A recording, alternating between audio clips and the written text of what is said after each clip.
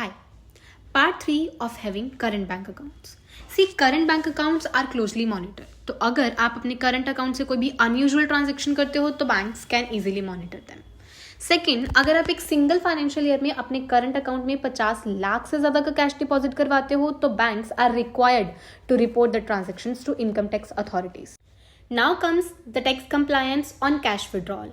सी, दो केसेस हो सकते हैं. एक कि आपने पिछले 3 फाइनेंशियल ईयर में एक भी फाइनेंशियल ईयर में अपना इनकम टैक्स रिटर्न फाइल नहीं किया. ऐसे केस में if you are withdrawing cash up to 20 lakh there will be no TDS.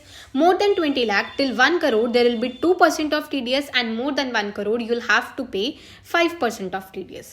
Second case कि आपने पिछले 3 फाइनेंशियल ईयर्स में एटलीस्ट एक भी फाइनेंशियल ईयर में अपना इनकम टैक्स रिटर्न फाइल किया है. इस केस में up to 1 crore there will be no TDS and more than 1 crore you will have to pay 2% of TDS. So if you find this information useful, keep share. Thank you. Bye.